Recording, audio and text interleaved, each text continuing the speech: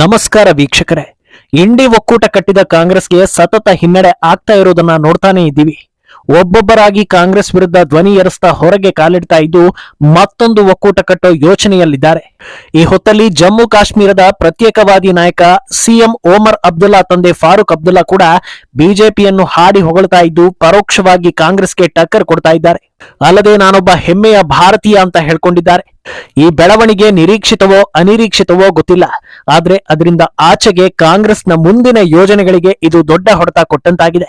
ಇನ್ನೊಂದೆಡೆ ಕುಂಭಮೇಳದ ಬಗ್ಗೆ ವಿಪಕ್ಷಗಳು ಅಸಡ್ಡೆ ತೋರ್ತಾ ಇರೋ ಹೊತ್ತಲ್ಲೇ ರಾಹುಲ್ ಹಾಗೂ ಪ್ರಿಯಾಂಕಾ ವಾದ್ರಾ ಕುಂಭಮೇಳಕ್ಕೆ ವಿಸಿಟ್ ಕೊಡ್ತಾರೆ ಅನ್ನೋ ಸುದ್ದಿ ಬರ್ತಾ ಇದೆ. ಮತ್ತೊಂದೆಡೆ 9 ವರ್ಷಗಳಿಂದ ಬರೇಲಿಯಲ್ಲಿ ಫೇಕ್ ಡಾಕ್ಯುಮೆಂಟ್ ಬಳಸಿ ಟೀಚರ್ ಆಗಿದ್ದ ಪಾಕ್ ಮಹಿಳೆಯನ್ನ ಪತ್ತೆ ಹಚ್ಚಲಾಗಿದೆ. ಇದೆಲ್ಲವನ್ನ ಒನ್ ಬೈ ಒನ್ ವಿವರಿಸ್ತಾ ಹೋಗ್ತೀವಿ. ಈ ವಿಡಿಯೋವನ್ನ ತಪ್ಪದೆ ಕೊನೆ ತನಕ ನೋಡಿ. ಅದಕ್ಕೂ ಮುನ್ನ ಮೀಡಿಯಾ ಮಾನ್ಸ್ಟರ್ ಚಾನಲ್ ಅನ್ನ ತಪ್ಪದೆ ಸಬ್ಸ್ಕ್ರೈಬ್ ಮಾಡಿ. ಭಾರತದ ಪರವಾಗಿ ಯಾವ ಕೆಲಸವೂ ಆಗದಂತೆ ವ್ಯವಸ್ಥಿತವಾಗಿ ಒಂದು ವರ್ಗ ದಶಕಗಳಿಂದ ಹುನ್ನಾರ ನಡೆಸ್ತಾ ಬಂದಿತ್ತು ಅನ್ನೋದು ಗೊತ್ತಿರೋದೆ. ಇದರ ಹಿಂದೆ ಅಥವಾ ಇದಕ್ಕೆ ಕಾಂಗ್ರೆಸ್ ಸಾಥ್ ಇದ್ದೇ ಇತ್ತು ಅನ್ನೋ ಆರೋಪವನ್ನು ಕೂಡ ಎಲ್ಲರೂ ಕೇಳಿದ್ದೀರಾ. ಆದ್ರೆ ಯಾವಾಗ ಮೋದಿ ಸರ್ಕಾರ ಕೇಂದ್ರದಲ್ಲಿ ಅಧಿಕಾರಕ್ಕೆ ಬಂತೋ ಆಗಿನಿಂದ ಏನೇ ಸರ್ಕಸ್ ಮಾಡಿದ್ರೂ ಎಕ್ಸ್ಟ್ರೀಮ್ ಲೆವೆಲ್ಗೆ ಹೋಗೋದಕ್ಕೆ ಸಾಧ್ಯವಾಗ್ತಾ ಇಲ್ಲ. ಕಾಂಗ್ರೆಸ್ ನಂಬಿಕೊಂಡು 10 ವರ್ಷಗಳ ಕಾಲ ಸಾಥ್ ಕೊಟ್ಟವರಿಗೆ ಈಗ ಅಸಮಾಧಾನ ತಾರಕಕ್ಕೇರಿದೆ. ರಾಹುಲ್ ನಾಯಕತ್ವದಿಂದ ಕಾಂಗ್ರೆಸ್ಗೂ ಲಾಭ ಆಗ್ತಾ ಇಲ್ಲ, ಕಾಂಗ್ರೆಸ್ ಜೊತೆಗಿದ್ದವರಿಗೂ ಲಾಭ ಆಗ್ತಾ ಇಲ್ಲ. ಇದರ ಪರಿಣಾಮ ಜನರು ಕಾಂಗ್ರೆಸ್ ಜೊತೆಗೆ ಇದ್ದವರನ್ನು ಕಡೆಗಣಿಸ್ತಾ ಇದ್ದಾರೆ. ಇದರಿಂದ ಆಚೆ ಬರೋದಕ್ಕೆ ಯತ್ನಿಸ್ತಾ ಇರೋ ಪಕ್ಷಗಳ ಪೈಕಿ ಜಮ್ಮು ಕಾಶ್ಮೀರದ ನ್ಯಾಷನಲ್ ಕಾನ್ಫರೆನ್ಸ್ ಕೂಡ ಒಂದು. ಇಷ್ಟು ದಿನ ಒಮರ್ ಅಬ್ದುಲ್ಲಾ ಮಾತ್ರ ರಾಹುಲ್ ವಿರುದ್ಧ ಕಿಡಿಕಾರಿ ಬಿಜೆಪಿಯನ್ನ ಹೊಗಳ್ತಾ ಇದ್ರು. ಈಗ ಅವರ ತಂದೆಯೂ ಈ ಸಾಲಿಗೆ ಸೇರ್ಪಡೆ ಆಗಿದ್ದಾರೆ. ನಾವೆಲ್ಲರೂ ಭಾರತೀಯರು, ಹೆಮ್ಮೆಯ ಭಾರತೀಯರು, ಇಲ್ಲೇ ಹುಟ್ಟಿದ್ದೇವೆ, ಇಲ್ಲೇ ಸಾಯ್ತೀವಿ ಅಂತ ಫಾರೂಕ್ ಅಬ್ದುಲ್ಲಾ ಹೇಳಿದ್ದಾರೆ. ಅಷ್ಟೇ ಅಲ್ಲದೆ ಮಹಾಕುಂಭಮೇಳದ ಬಗ್ಗೆ ಮಾತನಾಡಿರೋ ಫಾರೂಕ್ ಅಬ್ದುಲ್ಲಾ, ಕುಂಭಮೇಳಕ್ಕೆ ಸಾವಿರಾರು ವರ್ಷಗಳ ಇತಿಹಾಸ ಇದೆ. ಯಾರೆಲ್ಲ ಪವಿತ್ರ ಗಂಗಾ ನದಿಯಲ್ಲಿ ಪುಣ್ಯ ಸ್ನಾನ ಮಾಡ್ತಾ ಇದ್ದೀರೋ ಅವರೆಲ್ಲರಿಗೂ ಶುಭಾಶಯಗಳನ್ನ ತಿಳಿಸಿದ್ದಾರೆ. ಜಮ್ಮು ಕಾಶ್ಮೀರ ಎಲೆಕ್ಷನ್ ಆಗ್ತಾ ಇದ್ದ ಹಾಗೆ ಒಮರ್ ಅಬ್ದುಲ್ಲಾ ಮೋದಿ ಪರವಾಗಿ ಮಾತನಾಡೋದಕ್ಕೆ ಆರಂಭಿಸಿದ್ರು. ಇವತ್ತಿಗೂ ಕೂಡ ಮೋದಿ ಸರ್ಕಾರದ ಪರ ಹಾಗೂ ಕಾಂಗ್ರೆಸ್ ವಿರುದ್ಧವೇ ಮಾತನಾಡ್ತಾ ಬಂದಿದ್ದಾರೆ. ಆದ್ರೆ ಮೋದಿ ಹಿಂದುತ್ವ ಹಾಗೂ ಭಾರತದ ಕಟ್ಟರ್ ವಿರೋಧಿ ಅಂತಿದ್ದ ಫಾರೂಕ್ ಅಬ್ದುಲ್ಲಾ ಬಾಯಲ್ಲಿ ಇಂಥ ಮಾತುಗಳು ಬರ್ತಾ ಇರೋದು ಬಹಳ ಅಚ್ಚರಿಯ ಸಂಗತಿಯಾಗಿದೆ. ಜಮ್ಮು ಕಾಶ್ಮೀರ ಎಲೆಕ್ಷನ್ ಬಳಿಕ ಜಮ್ಮುವಿನಲ್ಲಿ ಬಿಜೆಪಿ ಗೆಲ್ಲಿತು, ಮೋದಿ ಕಾಶ್ಮೀರವನ್ನ ಗೆದ್ರು ಅನ್ನೋ ಮಾತು ನಿಜವಾಗಿದೆ ಅಂತ ಹೇಳಲಾಗ್ತಾ ಇದೆ. ಅಂದಹಾಗೆ ಫಾರೂಕ್ ಅಬ್ದುಲ್ಲಾ ಕೂಡ ಮೋದಿ ಕಡೆ ತಿರುಗಿದ್ರು ಅನ್ನೋದು ಈಗ ಒನ್ಲೈನ್ ಒಪಿನಿಯನ್ ಆಗೋದಿಲ್ಲ. ಯಾಕಂದ್ರೆ ಇದರ ಹಿಂದೆ ನಾನಾ ರೀತಿಯ ಲೆಕ್ಕಾಚಾರಗಳಿವೆ. ದಶಕಗಳ ಕಾಲ ಭಾರತದ ವಿರುದ್ಧ ದ್ವೇಷ ಕಾರಿಕೊಂಡು ಪಾಕಿಸ್ತಾನದ ಪರ ಮಾತನಾಡಿಕೊಂಡು ಎಂಥ ಪರಿಸ್ಥಿತಿಯಲ್ಲೂ ಭಾರತದ ಬಗ್ಗೆ ಒಂದೇ ಒಂದು ದೇಶ ಪ್ರೇಮದ ನುಡಿ ಇವರ ಬಾಯಲ್ಲಿ ಬರ್ತಾ ಇರಲಿಲ್ಲ.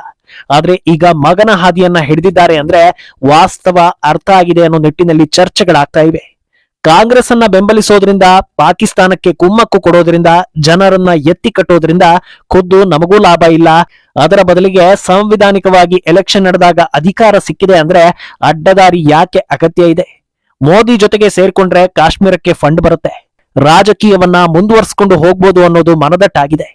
ಇದೇ ಕಾರಣಕ್ಕೆ ಈಗ ದೇಶ ಪ್ರೇಮ ಉಕ್ಕಿ ಬರ್ತಾ ಇದೆ ಅಂತ ಹೇಳಲಾಗ್ತಾ ಇದೆ. ಇನ್ನು ಫಾರೂಕ್ ಅಬ್ದುಲ್ಲಾ ಈ ಮನಸ್ಥಿತಿಯಲ್ಲೇ ಇರೋದು ಭಾರತದ ಹಿತದೃಷ್ಟಿಯಲ್ಲೂ ಉತ್ತಮ ಬೆಳವಣಿಗೆ. ಒಂದು ವೇಳೆ ಬಿಜೆಪಿ ಕಾಶ್ಮೀರದಲ್ಲಿ ಎನ್ಸಿ ಪಕ್ಷವನ್ನೇ ಕಿತ್ತು ಹಾಕಬೇಕು ಅಂತ ಪ್ರಯತ್ನ ಪಟ್ಟಿದ್ರೆ ಎಲ್ಲವೂ ಅಯೋಮಯವಾಗ್ತಾ ಇತ್ತು. ಆದ್ರೆ ಅಲ್ಲಿ ಅವರನ್ನೇ ಇರೋದಕ್ಕೆ ಬಿಟ್ಟು ಬೆಂಬಲ ನೀಡ್ತಾ ಇದ್ದಾರೆ. ಇದರಿಂದ ಅಲ್ಲಿನ ಜನರು ಹುಚ್ಚರಂತೆ ಆಡದೆ ಅವರು ಬೆಂಬಲಿಸೋ ಪಕ್ಷದ ನಾಯಕರ ಮಾತು ಕೇಳ್ಕೊಂಡು ಸುಮ್ಮಿರ್ತಾರೆ. ಇತ್ತ ಕಾಂಗ್ರೆಸ್ನಿಂದ ದೂರ ಆಗಿರೋದು ಗಡಿಯಲ್ಲಿ ದುಷ್ಕೃತ್ಯಗಳಿಗೆ ಕುಮ್ಮಕ್ಕು ಕೊಡೋದನ್ನ ತಪ್ಪಿಸಿದಂತಾಗ್ತಾ ಇದೆ. ಗಡಿಯಲ್ಲಿ ಜನರನ್ನ ಮುಂದಿಟ್ಕೊಂಡು ಭಯೋತ್ಪಾದನೆಗೆ ಹೇಗೆಲ್ಲ ಕುಮ್ಮಕ್ಕು ಕೊಡ್ತಾ ಇದ್ರು ಅನ್ನೋದು ಆರ್ಟಿಕಲ್ 370 ರದ್ದತಿಗೂ ಮುನ್ನ ಅಲ್ಲಿನ ಪರಿಸ್ಥಿತಿ ಹೇಗಿತ್ತು ಅನ್ನೋದು ನೋಡಿದವರಿಗೆ ಗೊತ್ತು. ಆದ್ರಿಂದ ಕಾಶ್ಮೀರದಂತಹ ಭಾಗದಲ್ಲಿ ಕೇಂದ್ರ ಸರ್ಕಾರಕ್ಕೆ ಫ್ರೆಂಡ್ಲಿ ಆಗಿರೋ ಸರ್ಕಾರ ಇತ್ತು ಅಂದ್ರೆ ವಿಪಕ್ಷಗಳು ಏನೇ ಹುನ್ನಾರ ನಡೆಸಿದ್ರು ಅದರಿಂದ ದೇಶವನ್ನ ಬಚಾವ್ ಮಾಡೋದಕ್ಕೆ ಸಾಧ್ಯ. ಆದ್ರಿಂದ ಇನ್ಮುಂದೆ ಕೇವಲ ರಾಜಕೀಯ ಮಾತ್ರವಲ್ಲ, ಯಾವ ರೀತಿಯಲ್ಲೂ ರಾಹುಲ್ ಹುನ್ನಾರಗಳು ವರ್ಕ್ ಆಗಲ್ಲ ಅನ್ನೋ ನಿಟ್ಟಿನಲ್ಲಿ ಚರ್ಚೆಗಳಾಗ್ತಾ ಇವೆ. ಒಂದು ಕಡೆ ಕುಂಭಮೇಳದ ಬಗ್ಗೆ ಫಾರೂಕ್ ಅಬ್ದುಲ್ಲಾ ಮಾತುಗಳು ಅಚ್ಚರಿ ತರ್ತಾ ಇದ್ರೆ, ಇತ್ತ ಅದೇ ಕುಂಭಮೇಳಕ್ಕೆ ವಿಸಿಟ್ ಕೊಡೋದಕ್ಕೆ ರಾಹುಲ್ ಗಾಂಧಿ ಹಾಗೂ ಪ್ರಿಯಾಂಕಾ ವಾದ್ರಾ ಪ್ಲಾನ್ ಮಾಡ್ತಾ ಇರೋ ಬಗ್ಗೆ ಸುದ್ದಿಗಳು ಬರ್ತಾ ಇವೆ. ಈ ಬಗ್ಗೆ ಕಾಂಗ್ರೆಸ್ ನಾಯಕ ಸುರೀಂದರ್ ಸಿಂಗ್ ರಜಪೂತ್ ಹಿಂಟ್ ಕೊಟ್ಟಿದ್ದಾರೆ. ಈ ಬಗ್ಗೆ ಹೈಕಮಾಂಡ್ ನಲ್ಲಿ ಚರ್ಚೆ ನಡೆದಿದೆ. ಕುಂಭಮೇಳ ಒಂದು ಸಾಮಾಜಿಕ ಕಾರ್ಯಕ್ರಮವಾಗಿದ್ದು ಈ ಹಿಂದೆ ಜವಾಹರ್ಲಾಲ್ ನೆಹರು ಸೇರಿದಂತೆ ಹಲವು ಮುಖ್ಯಮಂತ್ರಿಗಳು ವಿಸಿಟ್ ಕೊಟ್ಟಿದ್ದಾರೆ. ದೇವರು ಕರೆಸಿಕೊಂಡ್ರೆ ಪ್ರಿಯಾಂಕಾ ವಾದ್ರಾ ಹಾಗೂ ರಾಹುಲ್ ಗಾಂಧಿ ಕೂಡ ಕುಂಭಮೇಳಕ್ಕೆ ವಿಸಿಟ್ ಕೊಡಬಹುದು ಅಂತ ಹಿಂಟ್ ಕೊಟ್ಟಿದ್ದಾರೆ. ಸದ್ಯದ ಪರಿಸ್ಥಿತಿಯಲ್ಲಿ ಹಿಂದೂ ಹಬ್ಬಗಳು ಕಾರ್ಯಕ್ರಮಗಳಿಗೆ ಗಾಂಧಿ ಕುಟುಂಬ ವಿಸಿಟ್ ಕೊಡುತ್ತೆ ಅಂದ್ರೆ ಜನರಲ್ಲಿ ಯಾವ ಅಭಿಪ್ರಾಯ ಬರುತ್ತೆ ಅನ್ನೋದು ಗೊತ್ತಿರೋದೆ. ಈಗಲೂ ಕೂಡ ಅದೇ ಚರ್ಚೆ ಆಗ್ತಾ ಇದೆ. ಇನ್ನೊಂದೆಡೆ ಬಿಹಾರದ ಪಾಟ್ನಾದಲ್ಲಿ ರಾಹುಲ್ ಭಾಷಣ ಮಾಡಿ ಹಲವು ವಿಚಾರಗಳನ್ನ ಎತ್ತಿರೋದು ಮತ್ತೆ ನ್ಯಾಷನಲ್ ನ್ಯೂಸ್ ಆಗ್ತಾ ಇದೆ. ಎಂತ ಸಂದರ್ಭದಲ್ಲೂ ರಾಹುಲ್ ಜಾತಿ ವಿಚಾರ ಬಿಟ್ಟು ಮುಂದಕ್ಕೆ ಹೋಗಲ್ಲ ಅನ್ನೋದು ಗೊತ್ತಿರೋದೆ. ಪಾಟ್ನಾದಲ್ಲೂ ಅದೇ ಟಾಪಿಕ್ ತೆಗೆದಿದ್ದಾರೆ. ಜಾತಿ ಗಣತಿಗೆ ಇಡೀ ದೇಶ ಕಾಯ್ತಾ ಇದೆ, ನಾವು ಜಾತಿ ಗಣತಿಯನ್ನ ಮಾಡಿಯೇ ಮಾಡ್ತೀವಿ ಅಂತ ಹೇಳಿಕೆ ಕೊಟ್ಟಿದ್ದಾರೆ. ಇದೇ ಹೊತ್ತಲ್ಲಿ ಜನಸಂಖ್ಯೆಯಲ್ಲಿ ಪ್ರತಿಯೊಬ್ಬರೂ ಅವರ ಪಾಲಿಗೆ ಅನುಗುಣವಾಗಿ ಭಾಗವಹಿಸುವ ಪರವಾಗಿ ನಾವು ಇದ್ದೇವೆ ಅಂತ ಹೇಳಿದ್ದಾರೆ. ಮೀಸಲಾತಿಯ ವ್ಯಾಪ್ತಿ 50% ಹೆಚ್ಚಿರಬೇಕು ಅನ್ನೋ ಕಾರಣಕ್ಕೆ 50% ಮೀಸಲಾತಿಯ ಗೋಡೆಯನ್ನ ನಾವು ಒಡಿತೀವಿ ಅಂತ ಹೇಳಿದ್ದಾರೆ. ಈ ನಾಡಿನಲ್ಲಿ ಪ್ರತಿಯೊಂದು ಜಾತಿಯವರು ಎಲ್ಲಾ ವಲಯದಲ್ಲೂ ಪಾಲ್ಗೊಳ್ಳಬೇಕು ಅಂತ ಹೇಳಿದ್ದಾರೆ. ಆದ್ರೆ ಈ ಹೊತ್ತಲ್ಲಿ ನಿತೀಶ್ ಕುಮಾರ್ ಸರ್ಕಾರದ ಜಾತಿ ಗಣತಿ ಬಗ್ಗೆ ಮಾತನಾಡೋದಕ್ಕೆ ಹೋಗಿ ಇಂಡಿ ಒಕ್ಕೂಟದಿಂದ ದೂರ ಆಗ್ತಾ ಇರೋ ಆರ್ಜೆಡಿಗೂ ಟಾಂಗ್ ಕೊಟ್ಟಿದ್ದಾರೆ.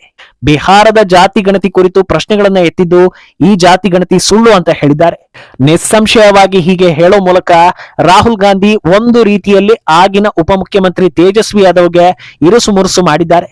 ಯಾಕಂದ್ರೆ ಈ ಜಾತಿ ಗಣತಿ ನಡೆಸಿದಾಗ ತೇಜಸ್ವಿ ಯಾದವ್ ನಿತೀಶ್ ಕುಮಾರ್ ಸರ್ಕಾರದ ಭಾಗವಾಗಿದ್ರು ಮತ್ತು ಉಪಮುಖ್ಯಮಂತ್ರಿ ಆಗಿದ್ರು.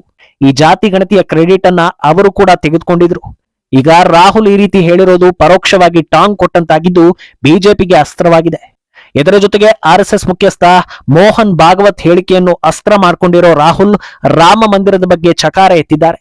ಇನ್ನು ಕೇಂದ್ರ ಸರ್ಕಾರದ ವಿರುದ್ಧ ಹೊಸ ಅಸ್ತ್ರ ಪ್ರಯೋಗಿಸಿರೋ ರಾಹುಲ್ ಕೇಂದ್ರ ಸರ್ಕಾರದ 90 ಹಿರಿಯ ಅಧಿಕಾರಿಗಳು ದೇಶದ ಬಜೆಟ್ನಲ್ಲಿ ನಿರ್ಧಾರಗಳನ್ನ ತೆಗೆದುಕೊಳ್ತಾರೆ. ಅವರಲ್ಲಿ ದಲಿತರು, ಬುಡಕಟ್ಟು ಜನಾಂಗದವರು, ಹಿಂದುಳಿದ ವರ್ಗಗಳು ಮತ್ತು ಅಲ್ಪಸಂಖ್ಯಾತರ ಭಾಗವಹಿಸುವಿಕೆ 10% ಕೂಡ ಇಲ್ಲ. ಆದರೆ ಭಾರತದ ಜನಸಂಖ್ಯೆಯಲ್ಲಿ ಈ ವರ್ಗಗಳ ಪಾಲು 90% ಅಂತ ಹೇಳಿ ಮತ್ತೊಂದು ಜಾತಿ ಅಸ್ತ್ರ ಬಿಟ್ಟಿದ್ದಾರೆ. ಇನ್ನೊಂದೆಡೆ ಉತ್ತರ ಪ್ರದೇಶದ ಬರೇಲಿಯಿಂದ ಶಾಕಿಂಗ್ ನ್ಯೂಸ್ ಒಂದು ಬರ್ತಾ ಇದೆ. ಶುಮೈಲಾ ಖಾನ್ ಅನ್ನು ಪಾಕಿಸ್ತಾನದ ಮಹಿಳೆಯೊಬ್ಬಳು ಬರೇಲಿಯಲ್ಲಿ 9 ವರ್ಷಗಳಿಂದ ಸರ್ಕಾರಿ ಶಾಲೆ ಟೀಚರ್ ಆಗಿ ಕೆಲಸ ಮಾಡ್ತಾ ಇರೋದು ಬೆಳಕಿಗೆ ಬಂದಿದೆ. ಫೇಕ್ ಡಾಕ್ಯುಮೆಂಟ್, ಫೇಕ್ ಸರ್ಟಿಫಿಕೇಟ್ ಬಳಸಿ ಆಕೆ 2015ರಲ್ಲಿ ಕೆಲಸ ಗಿಟ್ಟಿಸಿಕೊಂಡಿದ್ದಾಳೆ. ಆಗ ಉತ್ತರ ಪ್ರದೇಶದಲ್ಲಿ ಅಖಿಲೇಶ್ ಯಾದವ್ ಸರ್ಕಾರ ಇದ್ದಿದ್ದು ಎಲ್ರಿಗೂ ಗೊತ್ತಿರೋದೆ. ಈಗ ಅಕ್ರಮ ಬಾಂಗ್ಲಾ ವಲಸಿಗರು ಸೇರಿ ಎಲ್ಲರ ಇನ್ಸ್ಪೆಕ್ಷನ್ ಅನ್ನ ಯೋಗಿ ಸರ್ಕಾರ ನಡೆಸ್ತಾ ಇರೋದ್ರಿಂದ ಈಕೆಯ ಪತ್ತೆಯಾಗಿದೆ. ಸದ್ಯ ಆಕೆಯನ್ನ ಕೆಲಸದಿಂದ ವಜಾ ಮಾಡಲಾಗಿದೆ. ಸುಳ್ಳು ದಾಖಲೆ ಇಟ್ಕೊಂಡು ಟೀಚರ್ ಆಗಿದ್ದಕ್ಕೆ ಎಫ್ಐಆರ್ ಕೂಡ ದಾಖಲಿಸಲಾಗಿದೆ. ಯೋಗಿ ಆಡಳಿತಕ್ಕೂ ಮುನ್ನ ಈ ರೀತಿ ಎಷ್ಟು ಜನರನ್ನ ಒಳಗೆ ಬಿಟ್ಕೊಂಡಿರ್ಬೋದು ಅನ್ನೋದು ಈಗ ದೊಡ್ಡ ಮಟ್ಟದಲ್ಲಿ ಚರ್ಚೆ ಆಗ್ತಾ ಇದೆ.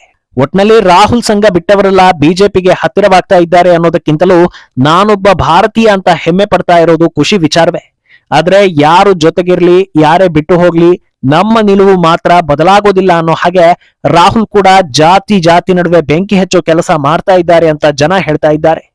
ಮುಂದೇನಾಗಲಿದೆ ಅನ್ನೋದನ್ನ ಕಾದು ನೋಡ್ಬೇಕು. ಈ ಬಗ್ಗೆ ನಿಮ್ಮ ಅಭಿಪ್ರಾಯವನ್ನ ತಪ್ಪದೆ ಕಾಮೆಂಟ್ ಮೂಲಕ ತಿಳಿಸಿ.